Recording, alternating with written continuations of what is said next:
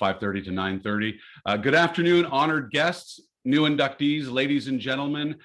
On behalf of the Cambridge Sports Hall of Fame, we welcome everyone to the 21st annual induction ceremony.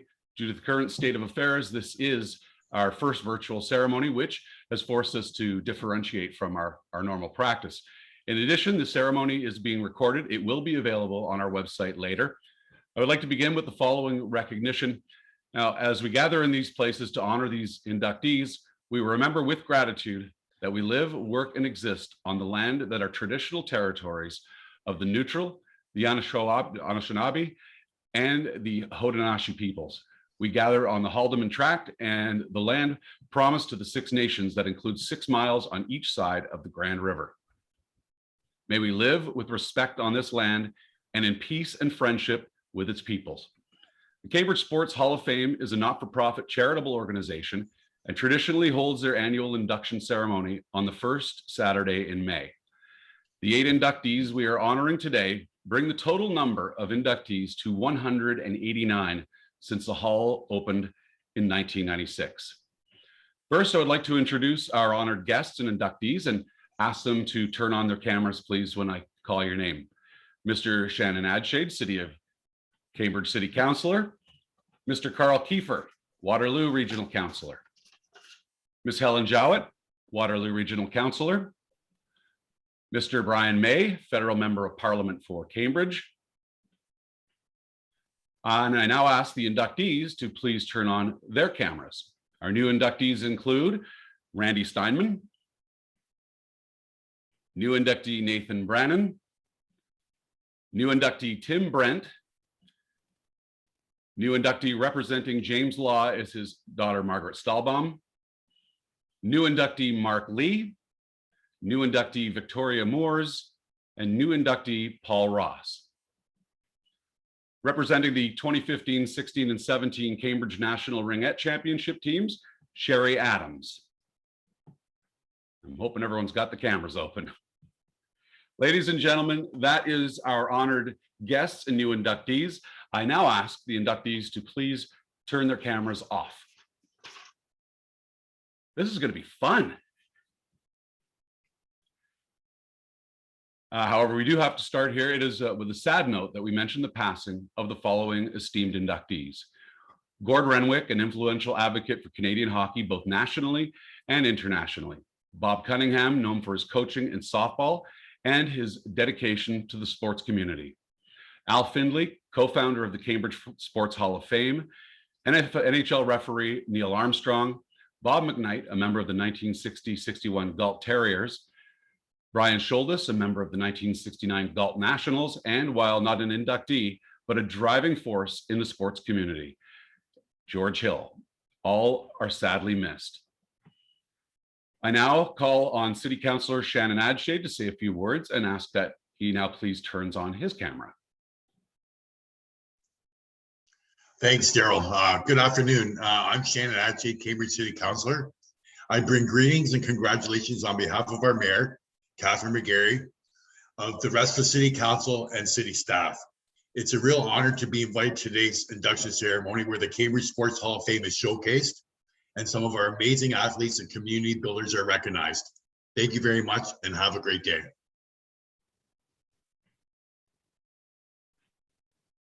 And I will now ask Shannon to turn off his camera. I now call on Regional Councillor Carl Kiefer to say a few words and ask that he please turn on his camera.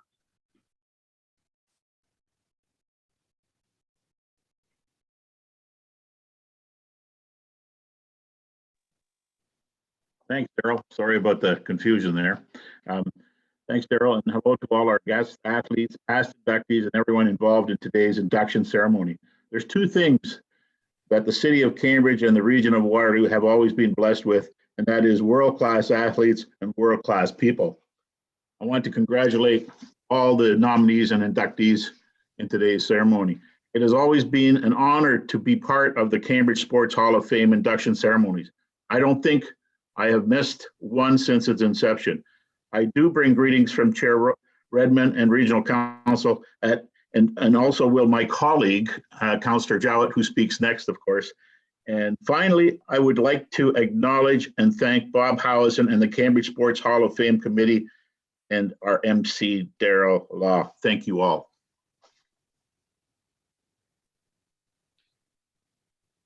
Thank you, Carl, and I ask that you turn your camera off now. I now call on Regional Councillor Helen Jowett to say a few words and ask that she please turns on her camera.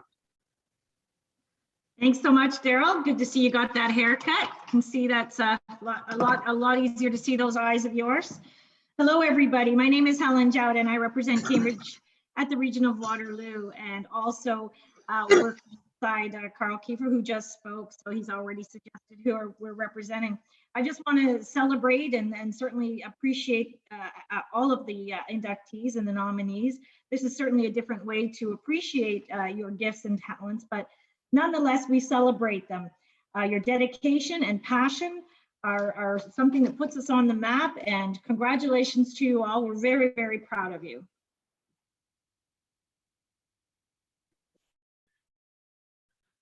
Thank you, Helen. I now call on Mr. Brian May to say a few words and ask that he please turns his camera on. Thank you, Daryl, and hello, everyone. It's my pleasure to be here today as we gather together to support the work of the Cambridge Sports Hall of Fame and offer my congratulations to all the nominees and winners this year. I hope that all the nominees and winners here today recognize the role that they play in our community and what they mean to the people that you support. And in preparation for today, I was reminded of just an event that was hosted by the late Frank Montero. If you remember, we had the concert in the park with the Tragically Hip. And what I actually remember about that is the CBC actually preempted the Olympics to host, to broadcast that.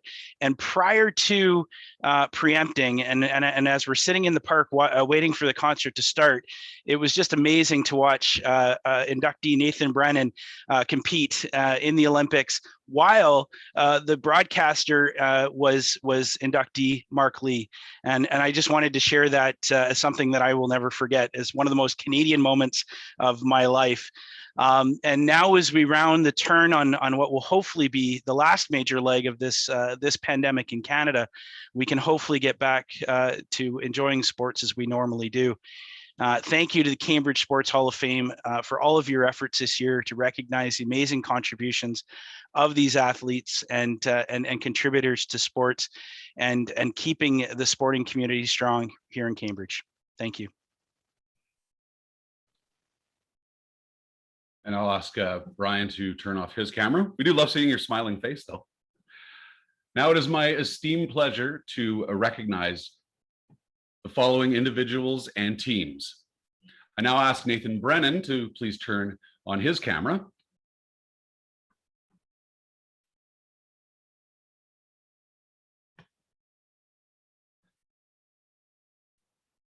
When Nathan Brannen retired from competitive running, he had won the respect of competitors the world over. His track and field prowess showed early when in the 1993 Canamera Games, in the 9 to 10 age category, he won the 200 meter, 400 meter, 800 meter, and was on the winning 4x400 meter relay team. In high school, he went on to win 9 OFSSA gold medals and a silver, and was runner-up at the Canadians 3 times. He ran a sub 4-minute mile, only the 3rd Canadian high schooler and just the 7th junior in North America to do so. In his senior year, he ran the senior national championships as an 18-year-old and finished 2nd in the 800 meter. He broke the Canadian junior record by nearly 1 full second. As he closed out his high school career in 2001, Brannen was ranked 5th in the world in the 800 meter and 10th in the world in the 1500 meter. He was one of the greatest high school athletes in Canadian history. During Brannen's 4 years at the University of Michigan, the 800 became his specialty. He regarded his 4 years at Michigan as some of the best of his life. Another plus is that was where he met his future wife, Teresa. When people ask about the biggest thing he ever did in his career, he usually mentions the Olympics. But said the biggest thing I always remember is winning the NCAAs for the very first time. After that, he went on to win 4 NCAA titles, was an All-American 11 times, 3 in cross country and 8 on track, He also broke 2 world records there as part of a relay team. An injury prevented Brannen from competing in the 2004 Olympics, and then in 2007, he had back surgery, which prevented him from running for 2 months. In July 2007, he qualified for the 2008 Olympics. When I got to China, I was ready to go and I felt 100%. I ran great in the first round, but was so excited I couldn't sleep and struggled in the semi and missed the final by 3 positions. That was tough, said Brannen. Going into the London Olympics in 2012, he had won 11 of his previous 12 races and had broken the Olympic standard numerous times. In the semifinal, Brannen and others and another runner tangled legs, and he fell to the track. Falling at such a big event was tough, and I'm still not over it to this day, said Brannen. In the Rio Olympics, Brannen finished 10th and was the oldest runner in the field. Retiring in 2018, Brannen had run almost 13 years as a professional, and during that time, the lowest he was ever ranked was 20th in the world.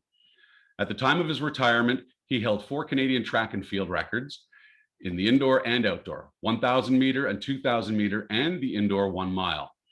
Brannen says, I continue to run, but if I get up one day and I don't want to run, I don't have to. But more importantly, I'm not on the road and away from my wife, Teresa, and children. Ladies and gentlemen, please welcome 2020 inductee into the Cambridge Sports Hall of Fame, Nathan Brannen. And I asked Nathan that you please turn on your microphone. Thank you very much for that. I didn't realize I was going first. I thought I was actually second. But I want to say first, just thanks to the committee. I actually did an interview the other day about being inducted into the Cambridge Sports Hall of Fame. And one thing I told the person I was talking to is that this is probably one of the most special things that I've ever had in my career. Making the Olympics was obviously a big deal, winning national championships, but having the recognition of my hometown has always just meant the world to me. Spent the first 18 years of my life there, have a lot of great memories, and it just means a lot to know that I have that much support back home. And also congratulations to the other inductees. We kind of, in my household, we have a running joke with me and my wife. She's been inducted into 3 Sports Hall of Fames now, and so this makes my 4th, and I finally moved to the most recognized, I guess, athlete in the house. So I have that over her, so it makes me feel pretty good. But it's an interesting year this year. We're dealing with the pandemic, and most of you guys know I have 2 kids at home, and so I'm kind of playing daddy duty today while I'm being inducted into the Cambridge Sports Hall of Fame. So at 2 o'clock, I have to actually get off here early to get my daughter from softball, go get my son from a birthday party this afternoon. My wife's a realtor, she's out working. So for 13 years, it was life as a professional athlete and running all over the world. Now it's daddy has to do whatever daddy needs to do to get the kids where they need to go. So it's definitely a different part of my life, a different position, and putting on a different hat. But I'm really thankful for what running gave me. Obviously, it let me go on to the University of Michigan on a full athletic scholarship, meet my wife, ran professionally for 13 years, got to do what I love. But the biggest thing, I get asked a lot from people, like, what got me to the next level and what allowed my career to be so long. Everyone that's ever probably been inducted as an athlete can say that obviously talent in the sport is one thing that separates them, but the willingness to work that much harder than everyone else and just dig a little bit deeper is what usually separates the good from the great. But the other thing is good coaching. And I'll be the first to always say that I probably wouldn't be where I am today without the mentors and coaches I had along the route. Starting back in 7th and 8th grade with Pete Grinsberg's Tri-City Track Club.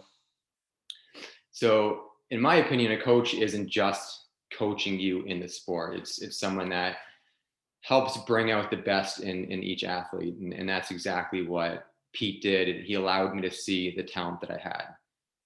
I could have taken many routes in high school and And luckily he saw the potential in me and kept kind of hounding me to really focus on it. And back when I was 9, 10, 11 years old, I wish I was in Tim Brent's shoes, because I thought I wanted to be, well, I did want to be a professional hockey player, but at 5'9" I am now, and 130 pounds, that was long lived back a long time ago. But I thought I was going to be a hockey player through the 9th grade, and I was okay. And my coach was like, Nate, you need to give that up and really focus on running.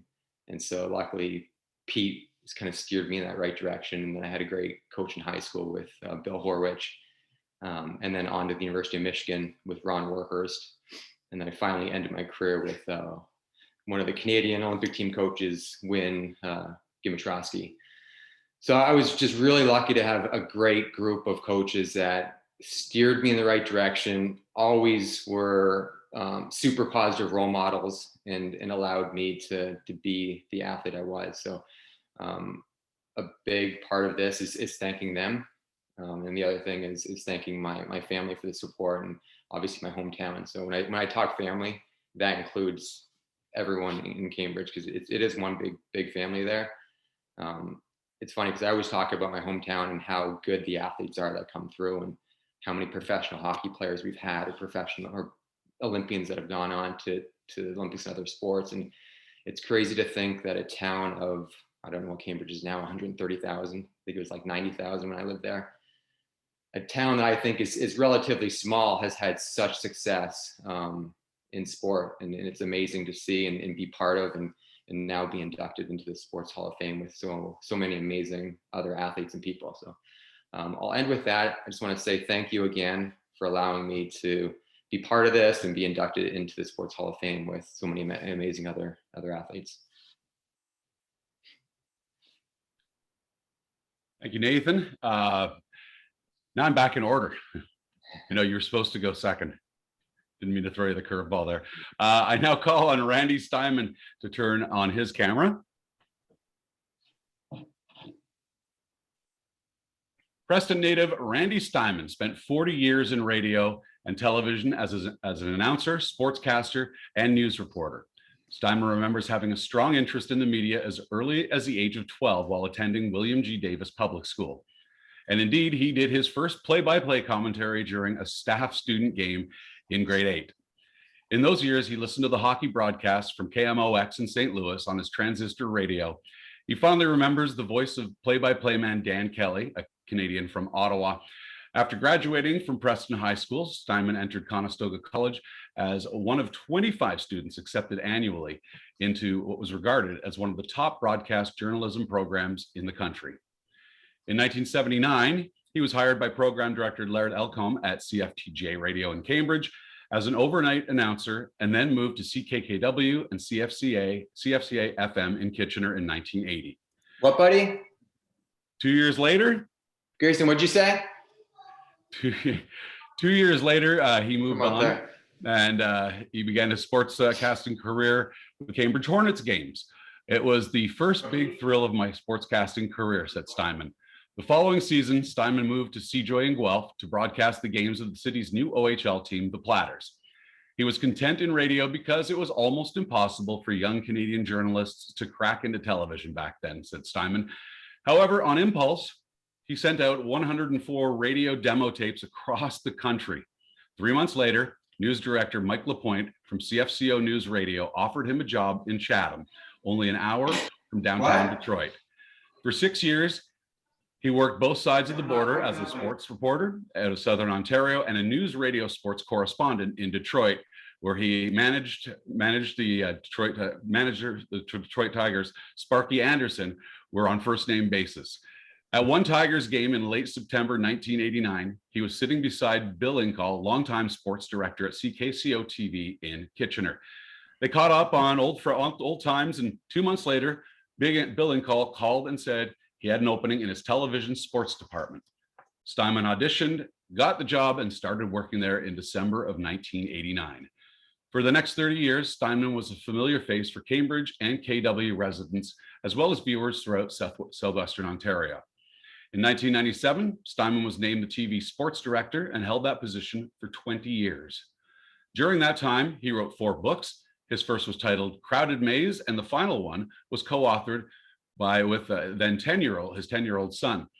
His career included many memorable interviews, including notably Bobby Orr, NFL Hall of Famer Johnny Unitas, Major League Baseball legends Bob Feller and Fergie Jenkins, manager Sparky Anderson, Mr. Hockey Gordie Howe, and Tigers announcer Ernie Harwell. Between 1998 and 2001, Steinman returned to Conestoga's TV and radio broadcasting classrooms as a part-time teacher. He coached and mentored anchors and reporters throughout the US. After corporate cutbacks eliminated CTV sports departments in 2017, Steinman finished his career as an award-winning feature news reporter, claiming national RTN-DNA awards for 3 consecutive years. Ladies and gentlemen, please welcome 2020 inductee into the Cambridge Sports Hall of Fame, Randy Steinman. And I ask Randy to please turn your microphone on. Thanks, Daryl. I think it is.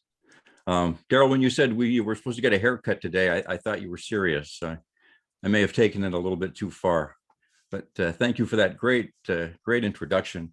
And I want to thank all of the committee and congratulate the fellow inductees for this great honor today.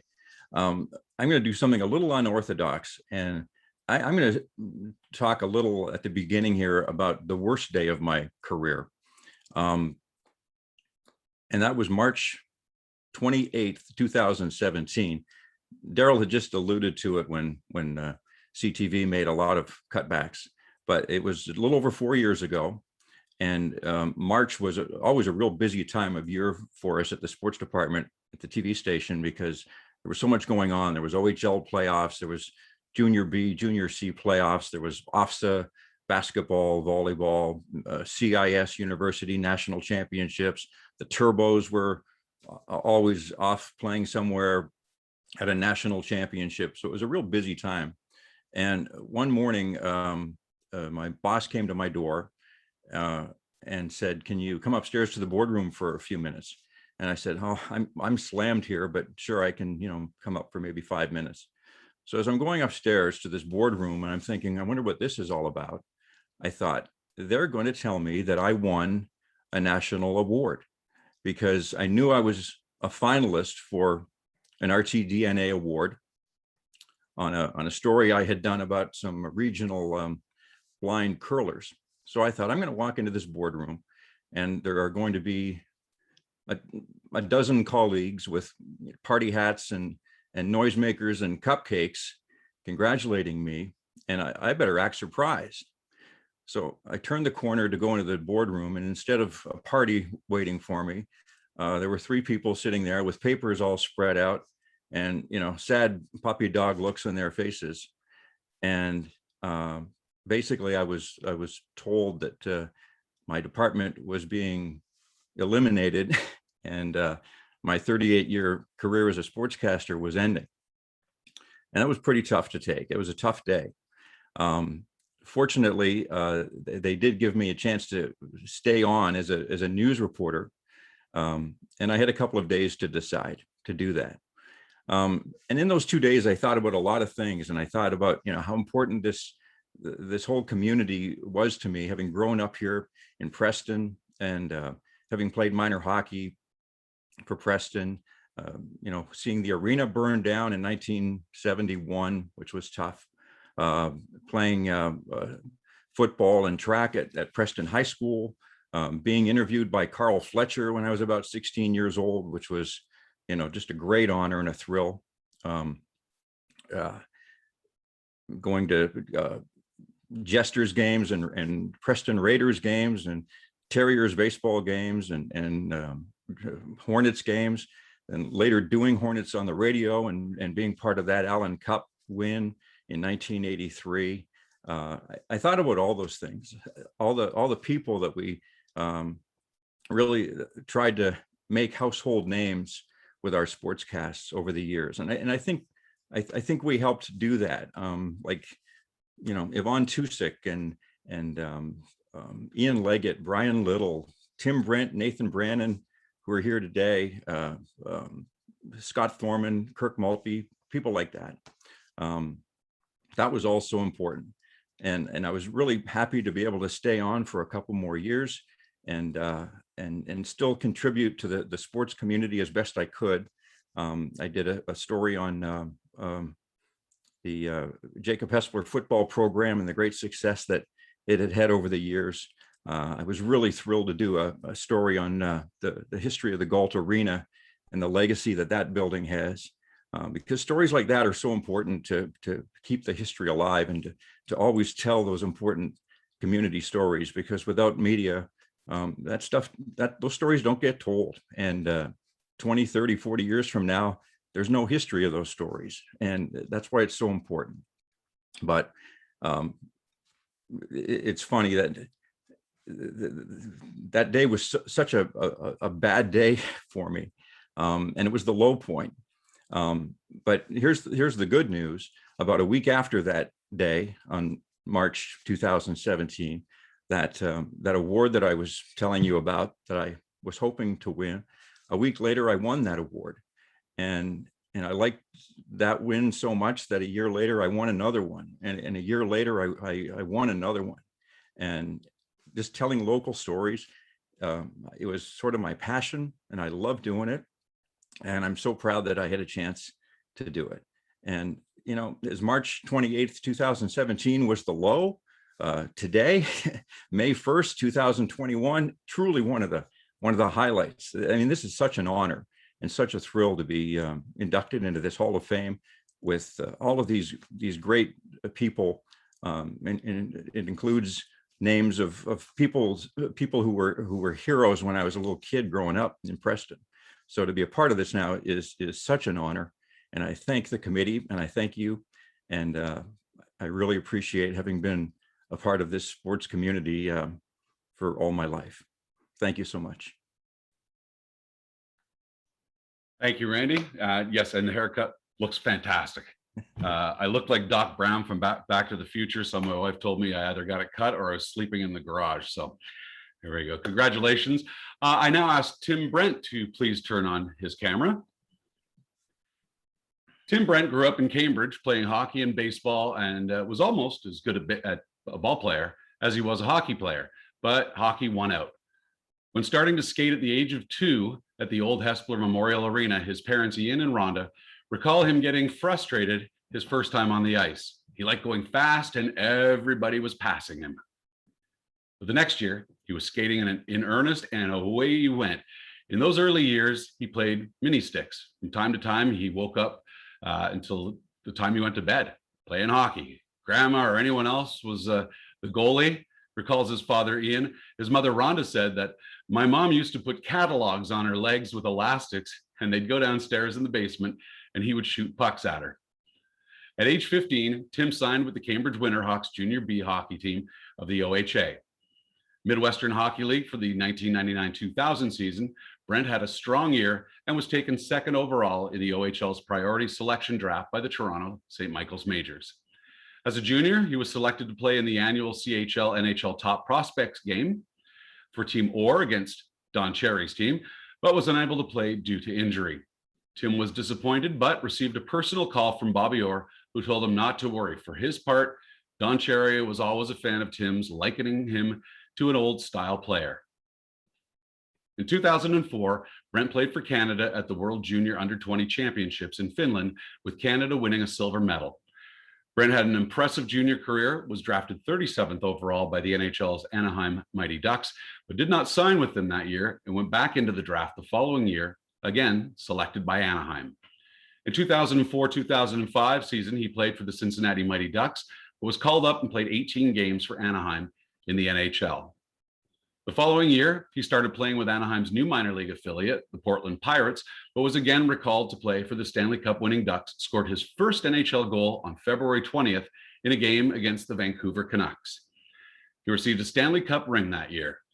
For the next couple of seasons, he was on the move after being traded to the Pittsburgh Penguins in 2007 and to the Chicago Blackhawks the following year. One of the highlights of his career came on July 6, 2009, when he was signed by the Toronto Maple Leafs. During his first preseason game, he tore his pectoral muscle, requiring surgery that would see him miss 4 months of action. Following his recovery, he returned to play with the Toronto Marlies, scoring 28 points in 33 games. He was called up for the final game of the season to make his debut with the Leafs against the Montreal Canadiens. A strong training campaign the next year with Toronto saw Brent dress for the Maple Leafs in the season opener on October 7th, 2010 against, again, the Montreal Canadiens. His impact was immediate, scoring the first goal of the game. In the next season, a spectacular shift earned him a nomination for the NHL Player of the Year. In a game against the Carolina Hurricanes, he blocked 5 shots, cleared the puck from his end in a single penalty kill. He also received a standing ovation at the Air Canada Centre, as well as TSN's No Guts, No Glory Award. The following season, he moved to the Carolina Hurricanes, signing a 2-year contract on July 1st, 2011, followed by a 1-year stint in 2013 in the KHL in Russia, where his team won the Gagarin Cup. While in Russia, he also played for Canada in the Spangler Cup. Following the 2014-15 season, he returned to North America, signing with the Philadelphia Flyers, where he played for their AHL affiliate, the Lehigh Valley Phantoms. On May 25th, 2016, Brent announced his retirement from professional hockey. Over the course of his career, he played more than 850 games in the pros, of which 207 games were in the NHL. Ladies and gentlemen, please welcome 2020 inductee into the Cambridge Sports Hall of Fame, Tim Brent. And I asked Tim now if you would please turn on your mic and your camera. Thanks, Daryl. Thank you for this great honor. Cambridge Sports Hall of Fame committee members, this is extremely appreciated, and just can't tell you how much this means to me and my family. Also want to thank the dignitaries here on the Zoom call or the ceremony today. You know, times like this, we appreciate how hard your job is to keep Cambridge a great place to live and a great place to raise a family. So, so thank you. And ceremonies like this, you know, it's no doubt that sport continues to be a priority for our city and region, and I'm very, very thankful for that. Congrats to all the inductees. Great honor. I've got to read through all of your accomplishments, and everybody here has a lot to be proud of. So congratulations. I think the best thing about these ceremonies it's a great time to be able to thank people that maybe don't always get thanked. And you know, we don't sit here being inducted into our hometown Hall of Fame by doing things on our own. So I'd like to start by thanking Hesper Minor Hockey. You know, that's where everything started for me,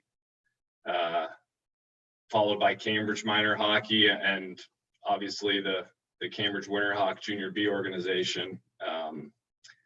I can sit here today and reminisce on my career, and the majority of my most fond memories of playing hockey were while I was playing with my best friends in my hometown. So I have just the best memories of winning a Junior B championship with the Winterhawks, and you know, the guys that I got to do that with just made it that much more special. I want to thank my coaches, and I think it's very important that I thank all of my coaches, meaning my hockey coaches, my baseball coaches, you know, the teachers that donated time after school to have basketball teams and volleyball teams and football teams and track programs. I truly believe that being an athlete allowed me to be the best hockey player I could be. I don't think I would have succeeded in taking the next step in my career and eventually reaching, you know, my goal of playing in the NHL without playing a lot of different sports. I think it allowed me to change my game and fit a need for teams like the Toronto Maple Leafs. So I'm very thankful to all the coaches that have had a hand in me becoming my best self as an athlete. Hockey, in my opinion, is the ultimate team sport. So I would be remiss not to thank all of my former teammates. Chances are I learned something from you. I was successful because of you. And again, each of you had a hand in me reaching my goal of playing in the NHL. So thank you to all of my teammates, truly from the bottom of my heart. I want to thank the game of hockey. It has given me and my family so much. I got to travel to places that I wouldn't have otherwise traveled to, meet people that I wouldn't have otherwise met, and gained some real strong friendships through the game. So I'm very grateful to the game of hockey and the opportunity to play as long as I did.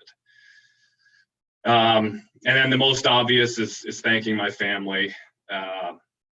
My sister Tanya, she got dragged to every sporting event, every hockey tournament or baseball tournament all over God's creation. So thank her for not still holding that against me. Thank my grandparents who, with the exception of my dad's mom, are all passed now, but we're all a major part of my life, and we're always at games and taking me to practices or helping my parents when my sister was going one way and I needed to go another.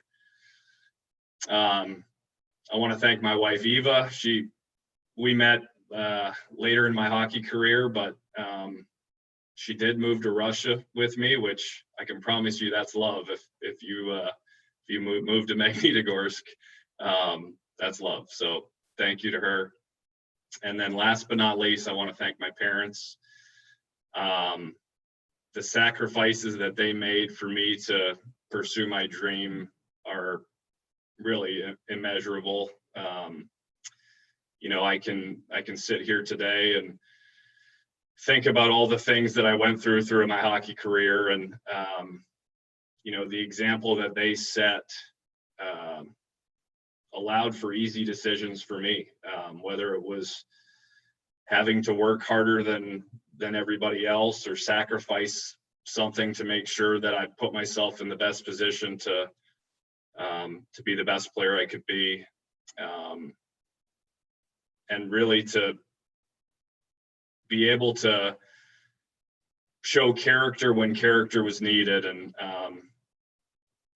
I just got to watch that every day at home. So it was always easy for me to make those right decisions. And I'm very thankful for having that kind of support.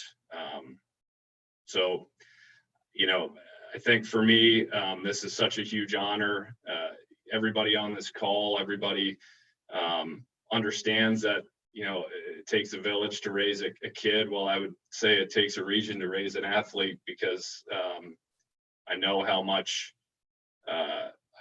goes into it. So thank you to everybody. Again, thank you to the Cambridge Sports Hall of Fame for such a great honor.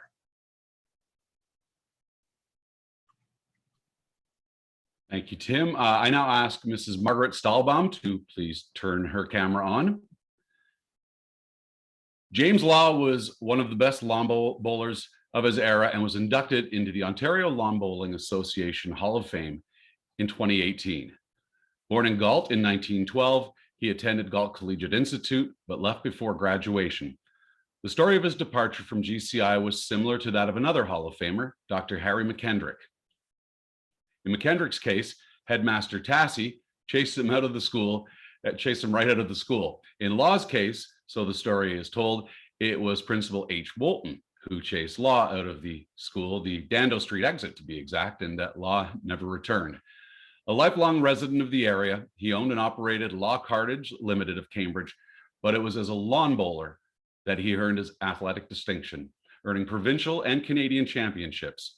In his introduction at the Ontario Hall of Fame, it said, Due to a combination of 173 qualifying points and being one of the great skips of his period, the OLBA is proud to induct Jim Law as a legacy player into the OLBA Hall of Fame class of 2018. Law, whose career spanned more than 4 decades from the 1950s, was one of the most prolific winners in the annals of the Ontario lawn bowling circuit. His career of district championship spanned from 1956 to 1991. Jim was always helpful to others who wanted to learn from him, said his friend Dave Burrows. He was also the winningest fours skip of his day and was able to save games, provide back bowls, drive his own jacks, and help his team in many ways. He was just very modest about it. One day, Burrows asked him, Jim, how to beat a fellow bowler? Well, Joe Dorsch. Joe has one strategy, replied Law. That is to use his final bowls, if necessary, to drive the jack into the ditch to score. Therefore, when I play Joe, I instruct my lead to play their first bowl as close to the ditch as possible without going in. Joe usually gets a bit depressed after that. Burrows also called asking Law how important the skip is to his team in fours. The skip is the least important player on a fours team, said Law. If a skip is down when he comes up to play each end, you will lose anyway. Jim was also a mentor to both Bill Botger and George Boxwell as they moved up the competitive ranks of bowls. Jim was very forthcoming to anyone who wished to learn the strategy of the game, which at the time was considered very generous. Law's Ontario Hall of Fame credentials include 33 district, 7 titles, 10 Ontario championships, and 4 Canadian championships. His dominance in fours was outstanding, accounting for 21 districts, 8 Ontario titles, and 3 national titles.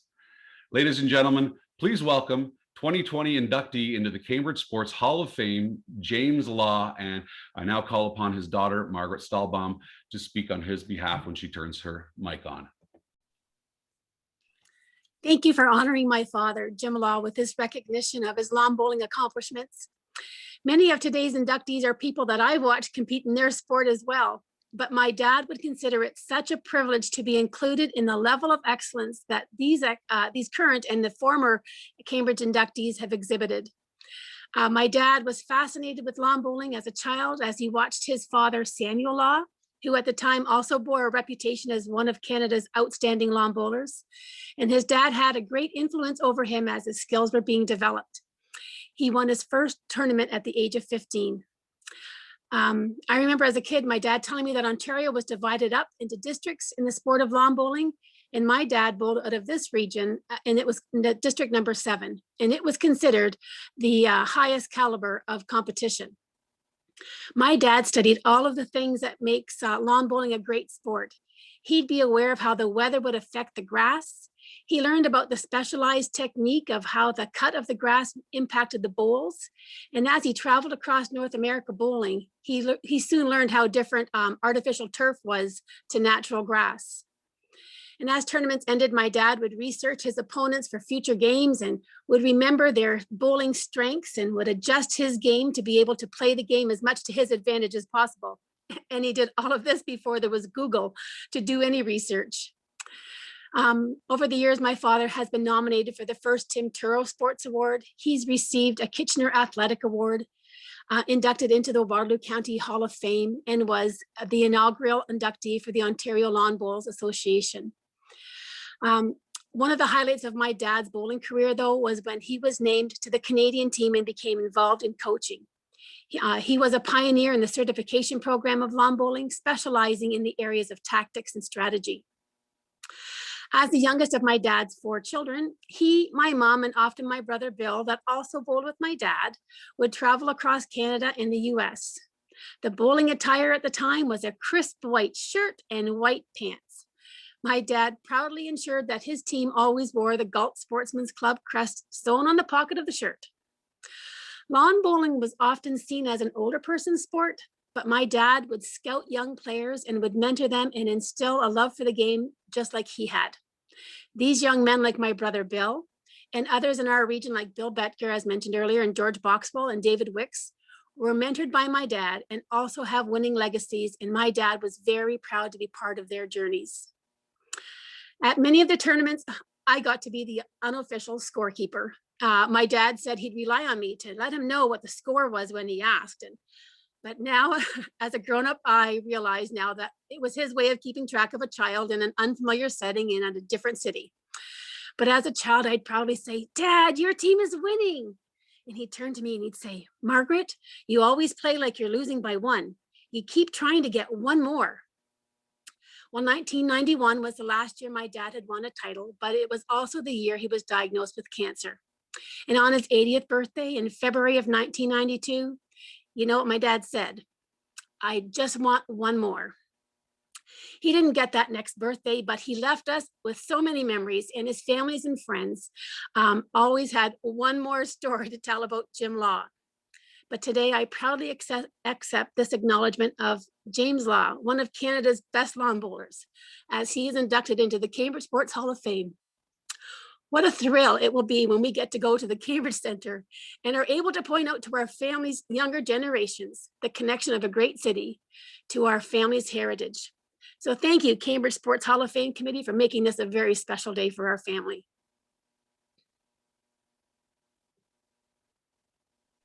Thank you very much. I would like to now call on Mr. Dave Maneri to please turn his camera on, who will be representing Mark Lee. Mark Lee developed an early interest in radio, thanks largely to his father, who was a radio program director and announcer. He would often tag along with his father. Entering Carleton University's highly regarded School of Journalism, he did some part-time radio work on weekends and summers. His dad, who helped him along the way, made sure he paid his dues. He was a great teacher and mentor and made me realize that nothing is handed to you in life and you have to work hard, said Lee. And he added, "I didn't get paid really well at first and worked some pretty lousy shifts, but it was a great experience and I got to be around some really talented broadcasters." After graduation, he took a job in Montreal at CFCF Radio. Within a year, he was working radio news for CBC's national newsroom in Toronto. Lee worked there for nearly 4 years before moving into the National Sports Department, where he did reporting and began covering the Olympics, beginning in 1984 in LA. In the following year, he moved on to the Inside Track program, an award-winning CBC radio program of sports and documentaries and in-depth interviews. Lee won 2 ACTRA awards for the Inside Track. The Foster Hewitt Award for Excellence in Sports Broadcasting was presented annually by ACTRA to honor outstanding work by Canadian television and radio sportscasters. In 1982, he moved into television when the head of CBC Sports offered him a job in Winnipeg. Lee enjoyed doing some serious stories and not just sports highlights about the Blue Bombers and Jets. We did a 3-part series called The Spirit of the Game, which ended up on the National and won a Gemini Award. He won a second Gemini Award in 2011 for Best Play-by-Play. 5 years later, he returned to Toronto doing live event coverage, doing play-by-play and hosting of the CFL and Hockey Night in Canada. His summer sports were indoor and beach volleyball, and in 2008, he covered track and field at the Beijing Olympics. In 2019, CBC Radio aired a retrospective broadcast called Backstory, the story behind Lee's exclusive 1987 interview with Muhammad Ali and radio documentary on the 3-time heavyweight boxing champ who was in decline with Parkinson's disease. Being a broadcaster also came in handy one day when Olympic runner Carmen Durma, a Cambridge Sports Hall of Fame inductee, was racing in Europe. Lee was calling that race for CBC, and something happened with the broadcast whereby CBC News had to break into their programming in Ontario and Quebec. And so unfortunately, her parents were unable to see her race. He had been corresponding with the Duma family for background research and knew where they lived in Hespeler. He asked one of the technicians to make a video copy of the race. Lee said, "I got off the air, and when we finished the show, I got the tape, drove home to Cambridge, and went straight to the Duma house and gave them the tape of their daughter's race." Living in Cambridge, he has had fun with his 3 children over the years, calling live play-by-play over the loudspeakers of the Waterloo Region Elementary School track meets, doing the team introductions at the Day of Champions for Cambridge Minor Hockey Finals, and the annual Cambridge Roadrunners girls hockey tournaments. All told, Lee covered 20 Grey Cup games, 4 on CBC Radio and 16 on CBC TV, and was host of Hockey Night in Canada for 16 years. The Tokyo Olympics will be his 15th Olympics.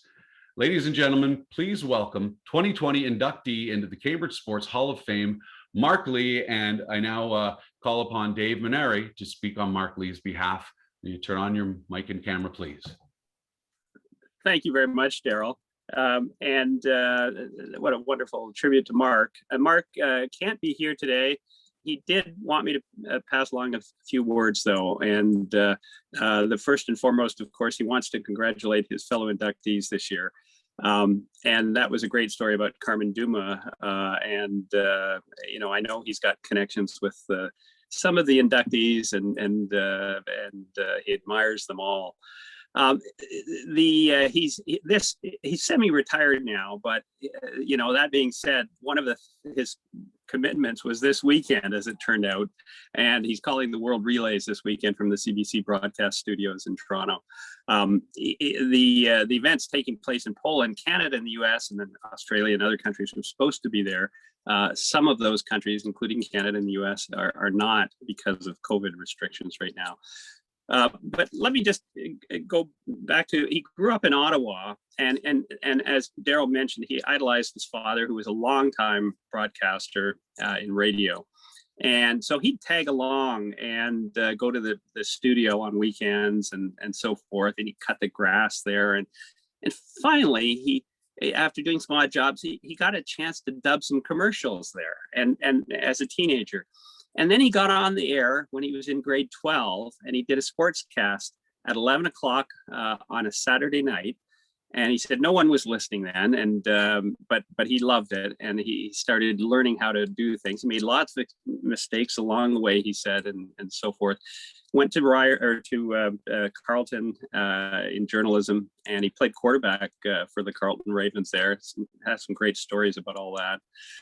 When he graduated, he took a job at CFCF in Montreal, and then it was on to CBC Radio for a dozen years in sports. And that's where he covered his first Olympics in 1984 in LA.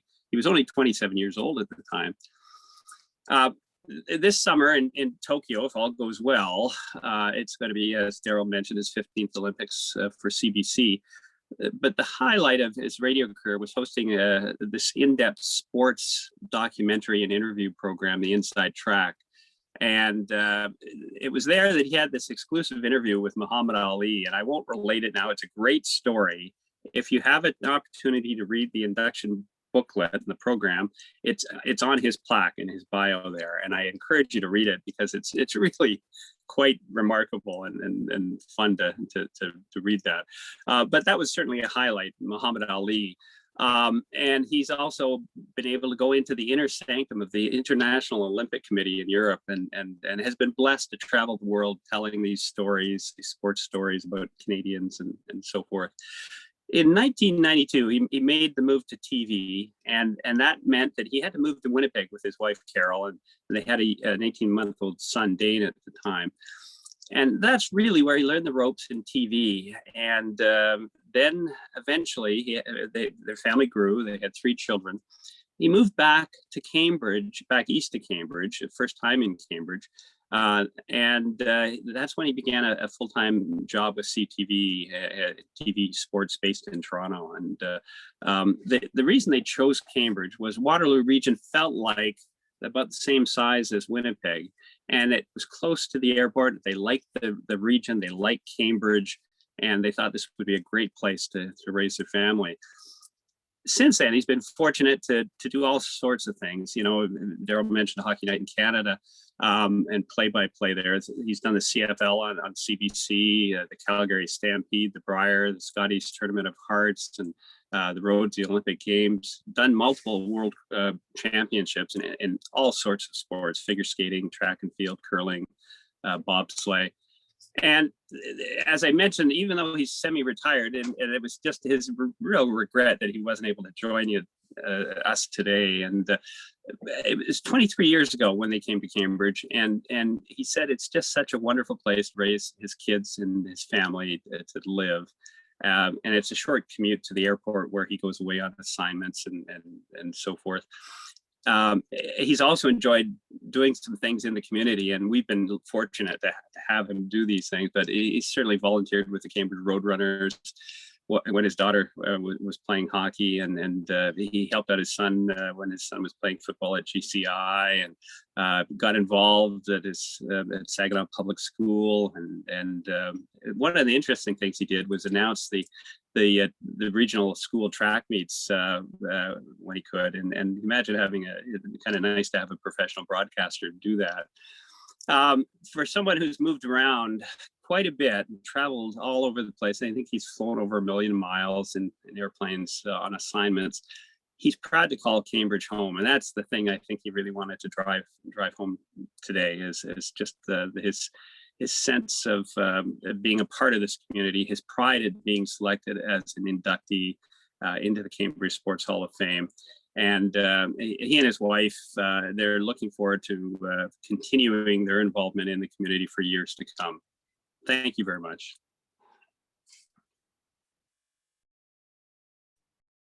I'm back. I'd like to ask Victoria Moores to turn her camera on now. Victoria Moores, as she began her gymnastics career at an early age, first with the Cambridge Kips Gymnastics Club, which had been founded by Don and Benita Rope, and then to the Dynamo Gymnastics Club, where she went on to become a world-class competitor. In 2010, Moores competed at Elite Canada in Gatineau, Quebec, and won the all-around competition, placing first on vault, first on uneven bars, and first on floor. This was important of things to come. In May 2011, Moores won the all-around title at the Canadian Championships in Charlottetown, PEI. There, she placed first on uneven bars, first on floor, and third on vault. 2012, that became a very busy year for Moores. In January, she competed at the London Prepares Series, where Canada placed second on and qualified a full team to the 2012 Summer Olympics in London, England. In February, Moores competed at the Elite Canada meet. There, she placed third on the uneven bars final, first in floor, and third in the all-around competition. At the beginning of March, Moores placed fourth at the American Cup in New York City, and later that month competed at the Pacific Rim Championships in Everett, Washington, contributing to the Canadian team's bronze medal. Competing in April, she won the silver medal on the floor final at the Artistic Gymnastics Worlds in Zibo, China. At the Canadian Championships in May, Moores tied for the silver medal in the all-around competition. That summer, she hoped to be part of the 5-member team that would represent Canada at the Olympics in London, England. At the end of June, Moore's hard work and outstanding performance paid off, earning her a spot to compete at the final Olympic selection meet in Gatineau. Based on her performance there and at the Canadian Championships, she was selected to be part of Canada's Olympic team. At the Olympics in London, Moores contributed scores of 13.770 on uneven bars and 14.600 on floor towards the Canadian team's 5th place finish.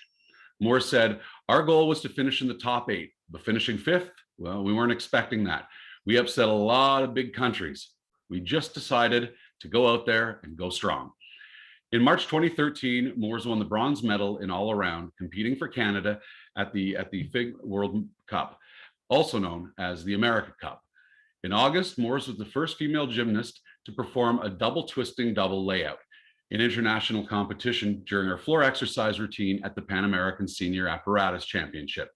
At that time, it was the only one skill, the newest and most difficult classification in women's floor, and is now called the Moores. In January, Moores announced as a competitor at the 2014 American Cup, and in early February was named to the Canadian team that would compete at the Tokyo World Cup in 2014. On May 31st, 2015, Victoria Moores announced her retirement from the sport, ending one of the most outstanding careers by a Cambridge gymnast, and also signaled an end to the career of one of Canada's best ever gymnasts. Ladies and gentlemen, please welcome 2020 inductee into the Cambridge Sports Hall of Fame, Victoria Moores. And I ask now that Victoria, you can turn on your microphone.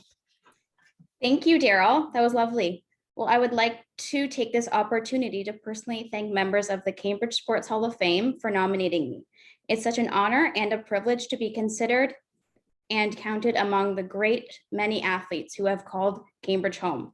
It's amazing when I think back to all the amazing things, gymnastics and sport in general, but what has brought to my life, I am 24 years old, and gymnastics has been a part of my life for 21 of them.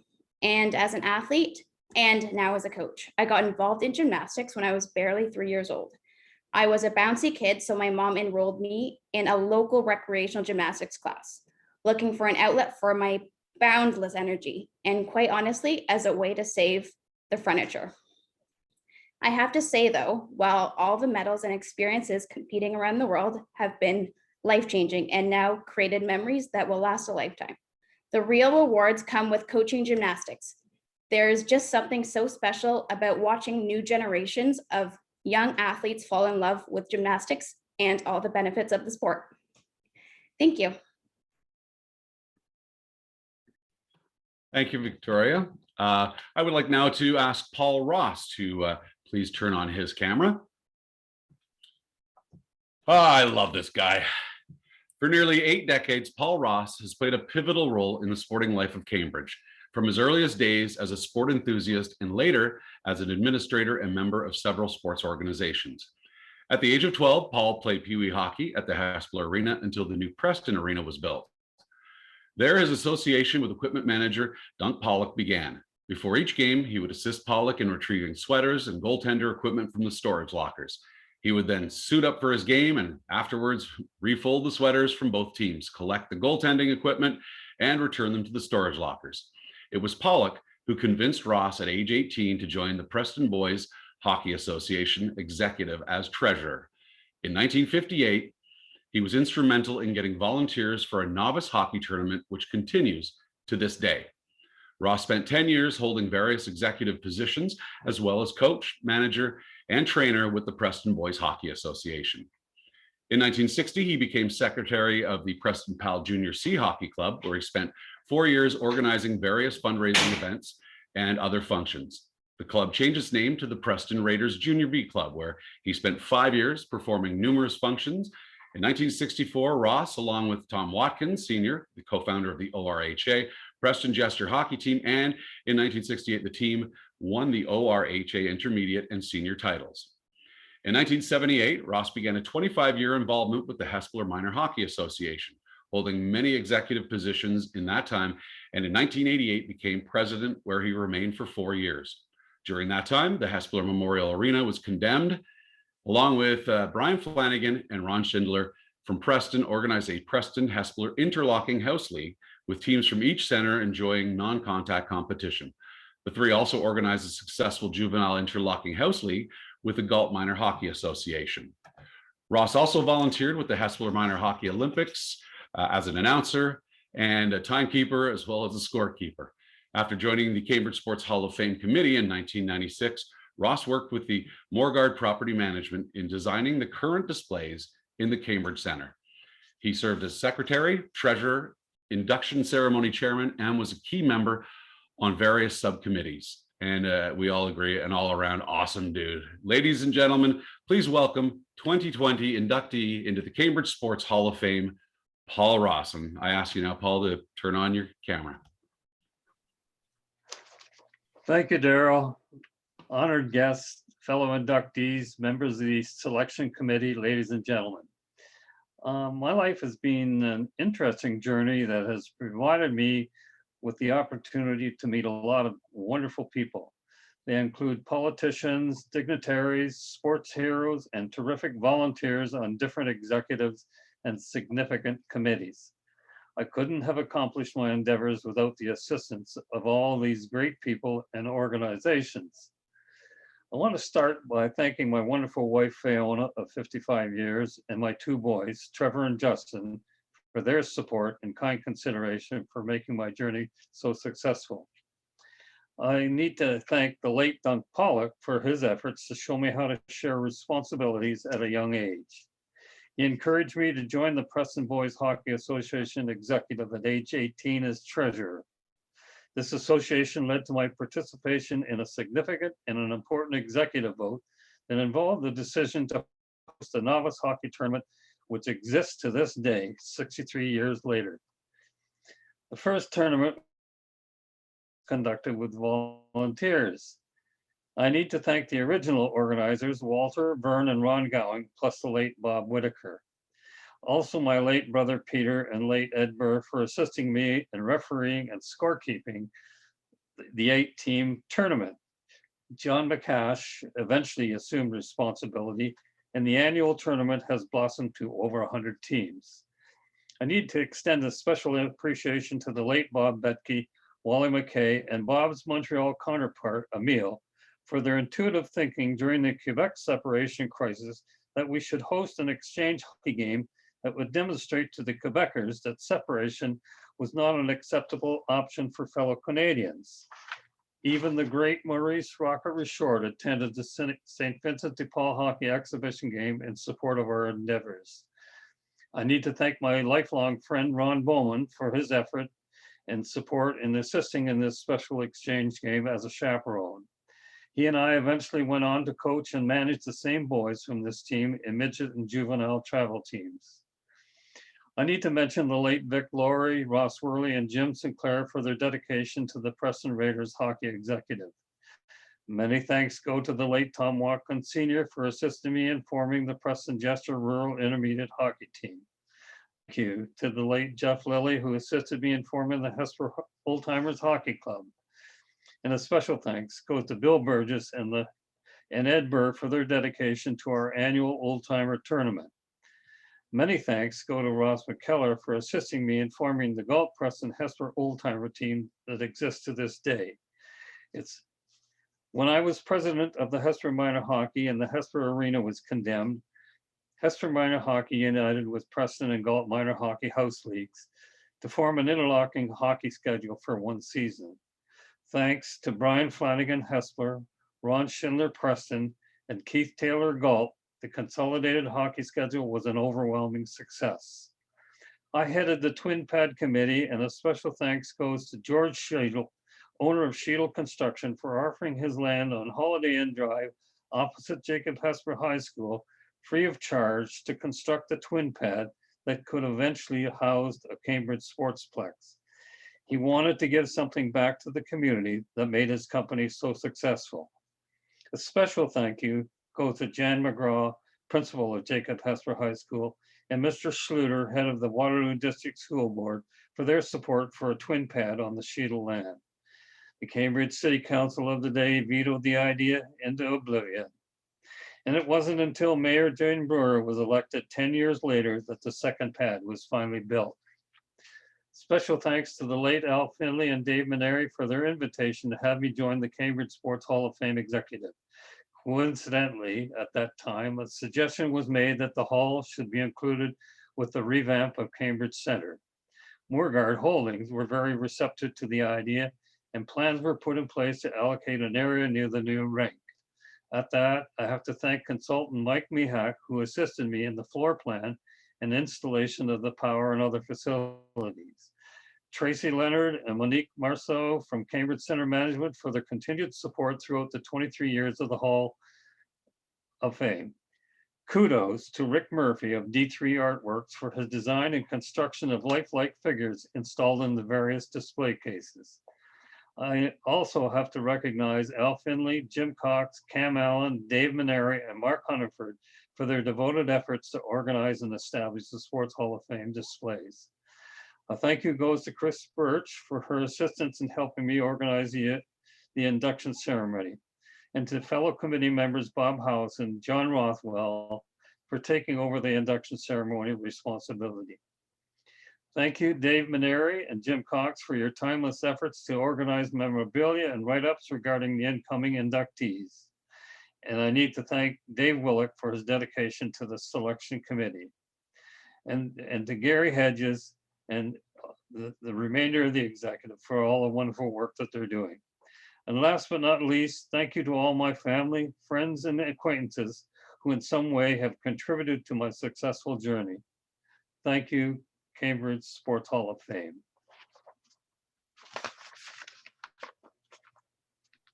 Thank you, Paul. I'd like to now ask Sherry Adams to please turn on her camera. For 3 years, from 2015 to 2017, the Cambridge Ringette Turbos had a remarkable run, winning 3 consecutive national championships. During those 3 years, a dozen players carried over from year to year and formed the nucleus of those championship teams. The 12 players include Taylor Campbell, Melissa Breslin, Jenna Dupuis, Sydney and Paige Nozel, Danny Walser, Jacqueline Wise, Sherry Adams, Sam McCullough, Sydney Granger, Jennifer and Jacqueline Godette, and Sharon Walters. The Godette sisters were also members of the Team Canada senior team in 2002 when Canada won the World Ringette Championship, and along with Sherilyn Walters, were members of the 2007 Cambridge Turbos, who won the World Club Championships in Sault Ste. Marie, defeating the Finnish Elite League champions 4-2. Along the way came many challenges. The first was a disappointing loss to the Ottawa team in 2013-14 at the national championships, but it set the stage for the 2014-15 season, which saw the Turbos win the first of 3 consecutive titles. This brought Cambridge's medal count at 11 nationals to 6 gold, 3 silver, and 1 bronze. In each of the 4 seasons, starting with the 2014 loss to Ottawa, the Turbos qualified first in the highly competitive East Division each season. Now in 2015, Cambridge defeated Richmond Hill in the final. In 2016, they defeated Gloucester, and in 2017, they defeated the Atlantic Attack. The team suffered a serious setback the following season, vying for their 4th consecutive national title when their head coach, Kevin Lee, passed away. Lee had guided the team in the final year of their 3-year championship run. In 2020, Lee was inducted into the Ringette Hall of Fame as a referee. He was a level-headed man, said team manager Glenn Godette. Godette still believes the team would have won a 4th national title under the guidance of Lee. Why were the teams so successful? They were just scary good, said Godette. Ladies and gentlemen, please welcome 2020 inductees into the Cambridge Sports Hall of Fame, the 2015, 16, and 17 Turbos. And I now ask team member Sherry Adams to speak on their behalf of the teams, and please turn her microphone on. Thank you, Daryl.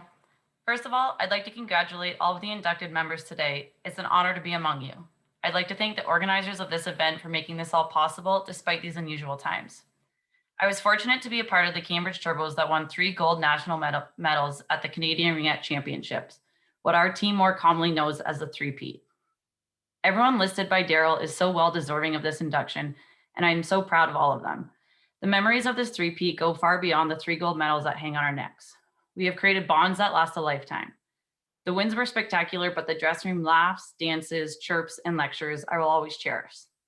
The traveling across the country, the hotel room hangouts, and the endless team bonding is much more memorial than the 3-peat. The 3-peat accomplished our goals, but the experience grew us as athletes, teammates, friends, and mostly as a Turbo family. I would also like to give a special thank you to Glenn Godette, who is the heart and soul of the Cambridge Turbos.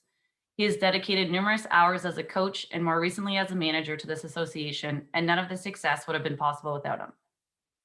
I would also like to make an honorable mention to our late coach, Kevin Lee. Kevin led us to the last gold medal the Turbos have won, and he sealed the 3-peat and helped the Turbos achieve NRL history along with this induction to the Cambridge Hall of Fame. I think I speak on behalf of the whole Turbos organization with gratitude for today's induction. When I recently watched the Netflix documentary, The Last Dance, with Michael Jordan and the Chicago Bulls and the accomplishment of their NBA 3-peat, I couldn't help but feel the love for my Turbo family. Although we may not have the clout of the Chicago Bulls, we all know our experience and memories were just as meaningful as theirs. Thank you again to everyone who has made this possible, and congratulations to everyone inducted today. Thank you, Sherry. I would like to now call on Dave Maneri from the Cambridge Sports Hall of Fame for a special tribute and ask him to please turn on his camera and microphone.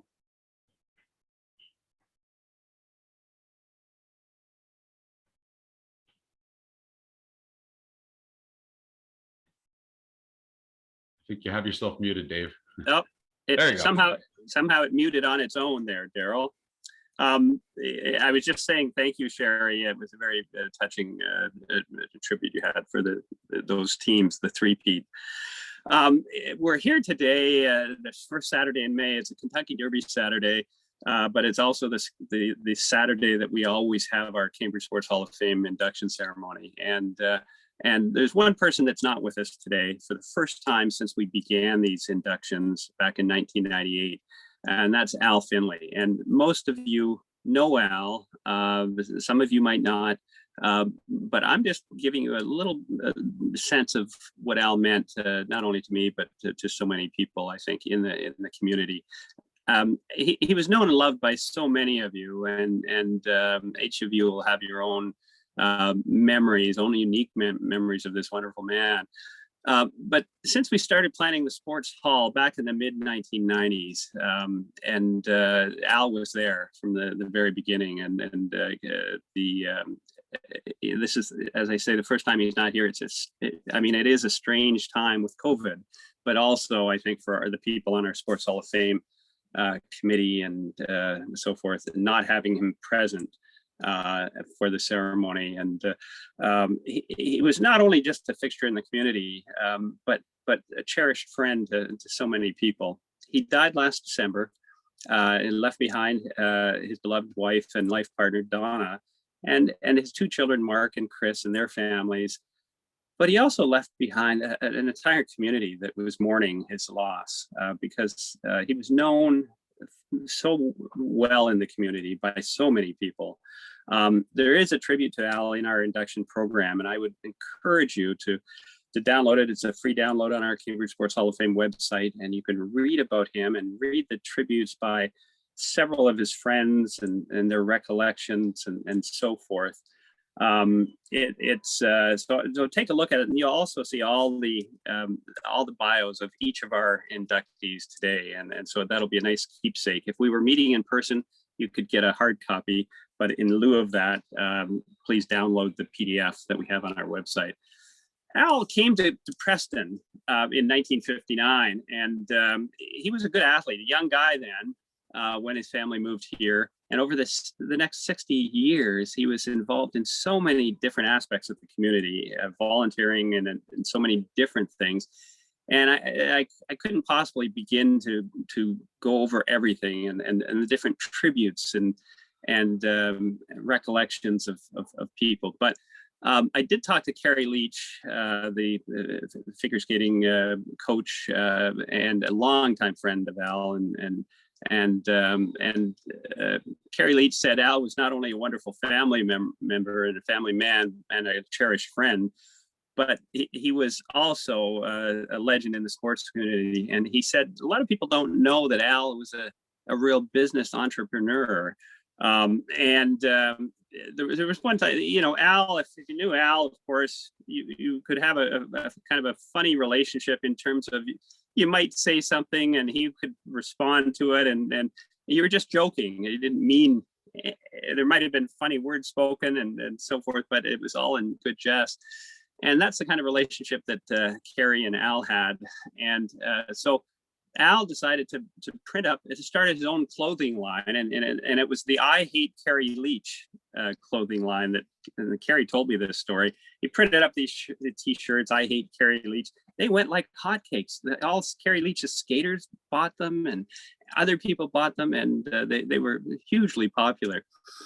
Another longtime friend, Ed Heather, mentioned that when Al was working at the Preston Arena in the early days, he was probably the most popular Zamboni driver in all of North America. I mean, there probably wasn't anybody that was more popular in his area than Al was here as a Zamboni driver and as a person in the community and a contributor. He was an extraordinary person who got people around him involved in things and brought out the best in other people. I mean, he had a committed following of people with the hockey school, but also with the Sports Hall of Fame. And that's what I'm just focusing on here is really his contributions to the Sports Hall of Fame.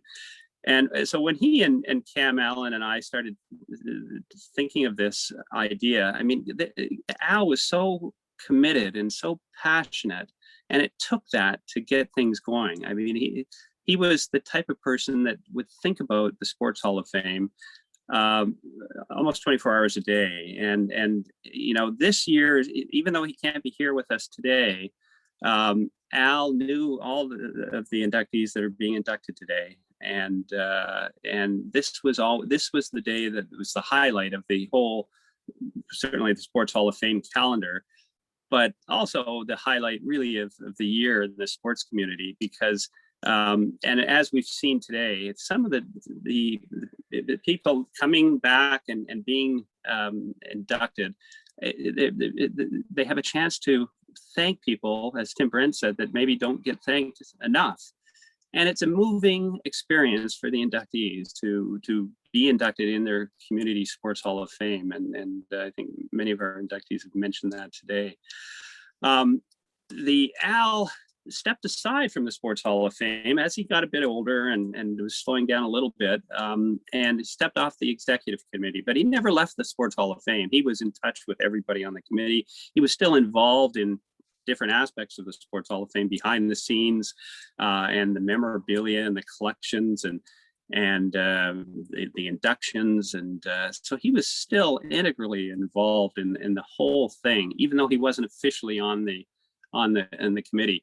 But there was one time I just wanted to relate to you that stands out most prominently in my memory for Al and of Al, was during our first induction ceremony. It was the first Saturday in May of 1998. And one of the inductees at that time was Hilda Ranscombe, who was nearing the end of her life. And Hilda, at that point, Hilda, for those of you that don't know, was widely regarded as the greatest female hockey player of her era, if not one of the greatest female hockey players of all time. But she had suffered from diabetes in old age, and she'd lost her legs. And so she had to come by wheelchair that day, and she was brought by Betty Barnes, her niece. And it was quite a circuitous trip just to get to the Cambridge Center for the induction ceremony. When Al presented Hilda with her plaque as one of the inaugural inductees for the Cambridge Sports Hall of Fame, Hilda had tears in her eyes, and it was just such a moving thing to see, and Al did too. And there's a photograph of Al presenting her plaque to Hilda, and it captures it perfectly. And that's one of my favorite photographs that I just love to look at and can't see enough. There was never a time, as all his friends know, when you couldn't pick up the phone and call Al, and I think that's one of the things that everybody misses, is his presence. He was always there if you needed to talk, if you needed to ask advice or run something by him, or just to chat or to get together for breakfast and gab a little bit. Near the end, Al asked me if I could write something about his life. He knew that the end was coming, and I prepared some things, and what I prepared was really the basis of what is in our induction booklet. We didn't know where it was going to go or who would ever see it, but this is where it is, and so I'd encourage you to take a look at that. A finer man you couldn't find, we're all poor at his having passed away, but really this is so true, and we say this for a lot of people who've passed on, but our memories of Al and who he was and his example and the strength that we can draw from him are going to stay long with us. And with that, I'll turn it back to you, Daryl. Thank you very much. Thank you, Dave. I would now like to call on Gary Hedges, the chairman of the Cambridge Sports Hall of Fame, for his comments. And I will turn things over to you and ask you to turn your microphone on. Well, good afternoon and welcome to our induction ceremony. I want to just say a few words I can about the Cambridge Sports Hall of Fame. Our mission is faithfully carried on by a dedicated group of long-serving volunteers, and you've certainly heard from a couple of them today. We're a registered charity, and we encourage and appreciate donations and in-kind contributions to help pay ongoing costs, operate our annual induction ceremony, and to provide scholarships to graduating athletes and leaders from the 8 high schools in the community. This year, we have partnered with BrokerLink Insurance, who will provide a $500 scholarship for one student from each of the 8 high schools. And 2 of those 8 students will each receive an additional $3,000 scholarship from the Bob Cunningham Foundation. Our 3 annual fundraisers are the golf tournament, a Hamilton Family Theater event, and a raffle for sports memorabilia from the NHLPA. And as we all know, on due this year due to COVID, where we had to postpone, or possibly we will have to cancel these events, which is just unfortunate because with the golf tournament is a lot of fun and it's our main fundraiser, but it is what it is. We'd also like to thank the Cambridge Bingo Center for their ongoing and generous and kind support. The money that we've been able to generate from the Bingo Center has really helped us through this COVID era. The Cambridge Sports Hall of Fame would like to extend their appreciation to Tim Hortons, Canadian General Tower, Waterloo Regional Heritage Foundation, Toyota Motor Manufacturing Inc., Earl Sage, and the Canamara Games for sponsoring our display cases, which you see in the Cambridge Center. And we'd really like to thank Moorguard for allowing us to house our Sports Hall of Fame displays in the Cambridge Center, as Paul Ross indicated the process he went through to help get us there. And personally, I would like to thank Dave Maneri and Jim Cox for their time and effort preparing plaques and programs and everything that they do. And Al Robertson and his wife Linda for our inductee displays, And Bob Howson and John Rothwell for all the work they've done in planning and presenting this event. I think when we met earlier before this went live, I think he said they've had about 100 sessions, which is kind of unbelievable. And we have our monthly meetings by Zoom, and some of those don't seem to work very well, and this one seems to have worked very, very well. So this is a great day, in my opinion. I want to thank those who registered for this year's virtual induction ceremony, and you can follow us on cambridgeshf.com or on Twitter and on Facebook. And last but not least, I'd like to thank Daryl Loff and Dave FM for his continued and dedicated efforts in emceeing our annual event. Now I'll turn this back to Daryl.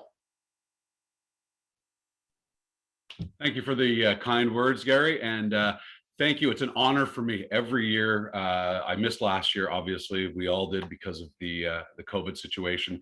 I'm truly honored to do this, and I believe so much in the Cambridge Sports Hall of Fame, and thank you for all of the work the volunteers and the organizers do. You guys, it's just fantastic. Also, we pulled this one off.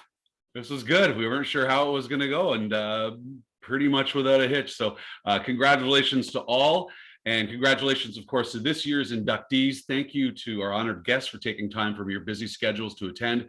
Thank you, ladies and gentlemen, and we will see you again next year at the Cambridge Sports Hall of Fame induction ceremonies. Have a great day and stay safe.